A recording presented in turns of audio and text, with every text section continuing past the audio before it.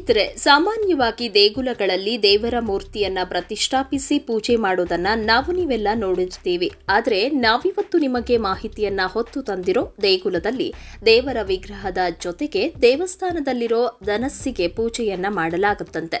ಅಲ್ಲದೆ ಈ ಧನಸ್ಸಿನ ಮಹಿಮೆಯಿಂದಲೇ ಭಕ್ತರು ತಮ್ಮ ಕಷ್ಟಗಳನ್ನ ಕೂಡ ಪರಿಹರಿಸಿಕೊಂಡಿದ್ದಾರಂತೆ. ಬನ್ನಿ ಹಾಗಾದ್ರೆ ಆ ದೇವಾಲಯ ಯಾವುದು, ಅಲ್ಲಿನ ಮಹಿಮೆಗಳು ಏನು ಅನ್ನೋದನ್ನ ಇವತ್ತಿನ ಸಂಚಿಕೆಯಲ್ಲಿ ತಿಳಿದುಕೊಂಡು ಬರೋಣ. ಆದ್ರೆ ಅದಕ್ಕೂ ಮುನ್ನ ನೀವಿನ್ನೂ ನಮ್ಮ ಚಾನೆಲ್ನ ಸಬ್ಸ್ಕ್ರೈಬ್ ಮಾಡಿಲ್ಲ ಎಂದಾದ್ರೆ ಕೂಡಲೇ ನಮ್ಮ ಚಾನೆಲ್ನ ಸಬ್ಸ್ಕ್ರೈಬ್ ಮಾಡಿ ಹಾಗೂ ಬೆಲ್ ಬಟನ್ನ ಕ್ಲಿಕ್ ಮಾಡಿ.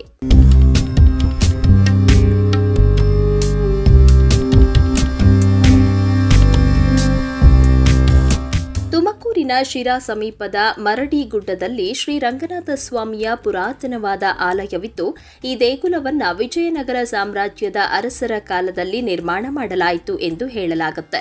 ಗರ್ಭಗೃಹ, ಪ್ರದಕ್ಷಿಣಾ ಪಥ, ಗೋಪುರವನ್ನ ಒಳಗೊಂಡಿರುವ ಈ ದೇಗುಲದಲ್ಲಿ ರಂಗನಾಥ ಸ್ವಾಮಿಯು ಸಾಲಿಗ್ರಾಮ ಶಿಲೆಯ ರೂಪದಲ್ಲಿ ನೆಲೆ ನಿಂತು ಭಕ್ತರಿಗೆ ದರ್ಶನವನ್ನ ನೀಡುತ್ತಿದ್ದಾನೆ. ಈ ಕ್ಷೇತ್ರದಲ್ಲಿ ರಂಗನಾಥ ಸ್ವಾಮಿಯ ಜೊತೆ ಮಹಾಲಕ್ಷ್ಮಿ ಅಮ್ಮನವರು ಹಾಗೂ ಭೂತರಾಯ ಸ್ವಾಮಿಯನ್ನ ಕೂಡ ಪ್ರತಿಷ್ಠಾಪಿಸಿ ಪೂಜಿಸಲಾಗ್ತಾ ಇದೆ.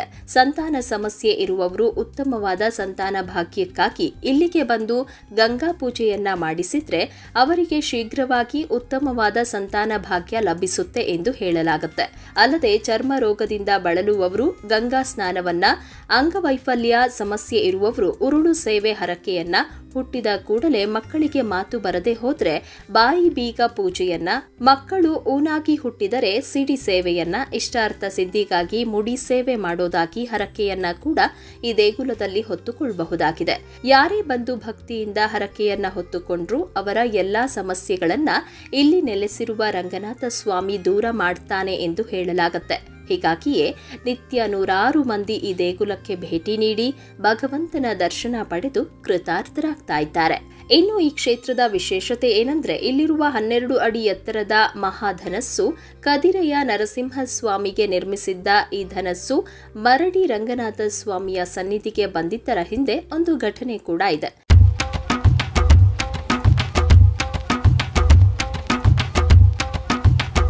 ಹಿಂದೆ ಕದಿರೆ ನರಸಿಂಹಸ್ವಾಮಿ ದೇಗುಲದವರು ಚಿಕ್ಕಸಂದ್ರಕ್ಕೆ ಬಂದು ಪಂಚಲೋಹದಿಂದ ಧನಸ್ಸನ್ನ ತಯಾರಿಸಿಕೊಂಡು ಧನಸ್ಸನ್ನ 12 ಜೊತೆ ಎತ್ತುಗಳ ಮೇಲೆ ಹೇರಿ ಕದಿರೆಗೆ ತೆಗೆದುಕೊಂಡು ಹೋಗಲು ಪ್ರಯತ್ನಿಸಿದಾಗ ಧನಸ್ಸು ಒಂದಿಷ್ಟು ಕದಲಲಿಲ್ವಂತೆ. ನಂತರ ಕದಿರೆಯ ದೇಗುಲದವರು ವಿದ್ವಾಂಸರಲ್ಲಿ ಈ ರೀತಿ ಯಾಕಾಯಿತು ಎಂದು ಭವಿಷ್ಯವನ್ನ ಕೇಳಿದಾಗ ಅವರು ಈ ಧನಸ್ಸು ಮರಡಿ ರಂಗನಾಥ ಸ್ವಾಮಿಗೆ ಸೇರ್ಬೇಕು, ಇದು ರಂಗನಾಥ ಸ್ವಾಮಿಯ ಕಾವಲಿಗೆ ಸೇರಿದ ಧನಸ್ಸಾಗಿದೆ ಎಂದು ಹೇಳಿದರಂತೆ. ಇದನ್ನ ಕೇಳಿದ ಮೇಲೆ ಕದಿರೆಯ ಅವರು ಧನಸ್ಸನ್ನ ಅಲ್ಲಿಯೇ ಇಟ್ಟು ಹೋದ್ರಂತೆ. ನಂತರ ಚಿಕ್ಕ ಬಾಲಕನೊಬ್ಬನು ಈ ಧನಸ್ಸನ್ನ ಎತ್ತಿಕೊಂಡು ಬಂದು ಸ್ವಾಮಿಯ ಸನ್ನಿಧಿಯಲ್ಲಿ ಇರಿಸಿದನು. ಅಂದಿನಿಂದ ಇಲ್ಲಿಯವರೆಗೂ ಈ ಧನಸ್ಸಿನಲ್ಲಿ ಅಪಾರವಾದ ಶಕ್ತಿ ಇದೆ ಎಂದು ನಂಬಲಾಗಿದೆ. ಹೀಗಾಗಿ ಇಲ್ಲಿಗೆ ಬರುವ ಭಕ್ತರು ಈ ಧನಸ್ಸಿಗೂ ಪೂಜೆಯನ್ನ ಸಲ್ಲಿಸಿ ಹೋಗ್ತಾರೆ. ಇನ್ನು ಈ ಧನಸ್ಸನ್ನ ಹರಕೆ ಹೊತ್ತುಕೊಂಡ ಭಕ್ತರು ನಾದಸ್ವರದ ಮೂಲಕ ಹೆಗಲ ಮೇಲೆ ಮನೆಗಳಿಗೆ ತೆಗೆದುಕೊಂಡು ಹೋಗಿ ಪೂಜೆಯನ್ನ ಕೂಡ ಮಾಡಿಸಿಕೊಂಡು ಬರಬಹುದಾಗಿದೆ.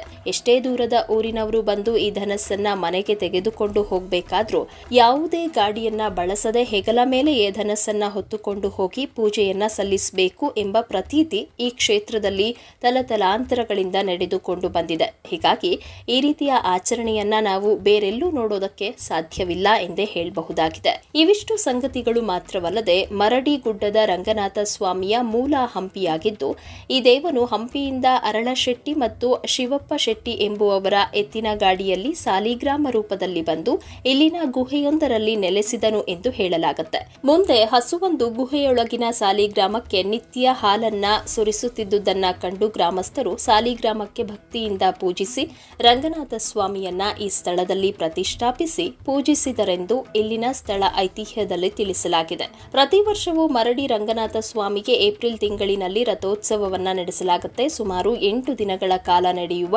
ಇಲ್ಲಿನ ರಥೋತ್ಸವಕ್ಕೆ ಕರ್ನಾಟಕ ಮಾತ್ರವಲ್ಲದೆ ಸೀಮಾಂಧ್ರ, ತೆಲಂಗಾಣ ಹಾಗೂ ತಮಿಳುನಾಡಿನಿಂದಲೂ ಭಕ್ತರು ಆಗಮಿಸುತ್ತಾರೆ. ಇನ್ನು ಆದಿರಂಗ, ಮಧ್ಯರಂಗ, ಅಂತ್ಯರಂಗ ದೇಗುಲಗಳಂತೆ ಇಲ್ಲಿಯೂ ಕೂಡ ಪ್ರತಿ ವರ್ಷ ವೈಕುಂಠ ಏಕಾದಶಿಯನ್ನ ಅದ್ದೂರಿಯಾಗಿ ಆಚರಿಸಲಾಗುತ್ತೆ. ಈ ಸಮಯದಲ್ಲಿ ಇಲ್ಲಿಗೆ ಭೇಟಿ ನೀಡುವ ಭಕ್ತಾದಿಗಳಿಗೆ ಲಾಡು ಹಾಗೂ ಪೊಂಗಲ್, ಪುಳಿಯೋಗರೆ ಪ್ರಸಾದವನ್ನ ವಿತರಿಸಲಾಗುತ್ತೆ.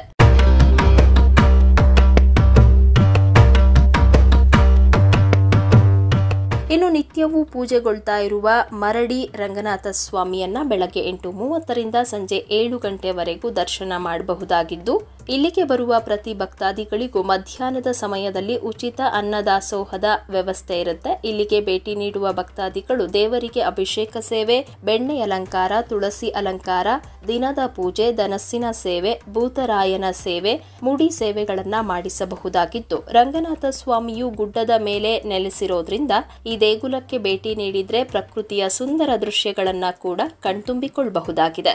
ಈ ದೇಗುಲದ ಬಗ್ಗೆ ಹೆಚ್ಚಿನ ಮಾಹಿತಿಗಳು ಬೇಕಾದ್ರೆ 900833395258 ಈ ದೂರವಾಣಿ ಸಂಖ್ಯೆಯನ್ನ ಸಂಪರ್ಕಿಸಬಹುದಾಗಿದೆ.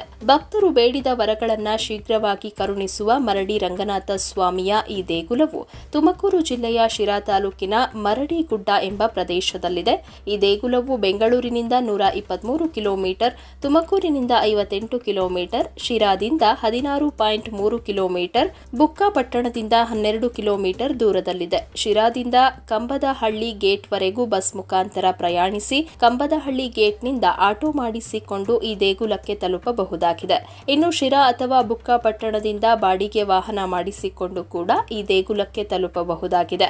ಸಾಧ್ಯವಾದ್ರೆ ಜೀವಮಾನದಲ್ಲಿ ನೀವು ಒಮ್ಮೆ ಈ ದೇಗುಲವನ್ನ ದರ್ಶನ ಮಾಡಿ ಬನ್ನಿ ಅಂತ ಹೇಳ್ತಾ, ರಂಗನಾಥ ಸ್ವಾಮಿ ನೆಲೆಸಿರುವ ಈ ಮಹಿಮಾನ್ವಿತ ಕ್ಷೇತ್ರದ ಬಗ್ಗೆ ನಮಗೆ ಮಾಹಿತಿಯನ್ನ ನೀಡಿದ ರಾಮ್ ಅವರು ಹಾಗೂ ಭೂತರಾಜು ಮರಡಿಗುಡ್ಡ ಮತ್ತು ಈ ದೇಗುಲದ ಧರ್ಮದರ್ಶಿಗಳಾದ ಕಾಂತರಾಜು ಮರಡಿಗುಡ್ಡ ಅವರಿಗೆ ನಮ್ಮ ಚಾನೆಲ್ನ ಪರವಾಗಿ ಧನ್ಯವಾದಗಳನ್ನ ತಿಳಿಸ್ತಾ ಇವತ್ತಿನ ಧರ್ಮ ದೇಗುಲ ದರ್ಶನ ಕಾರ್ಯಕ್ರಮವನ್ನ ಮುಗಿಸ್ತಾ ಇದ್ದೇವೆ.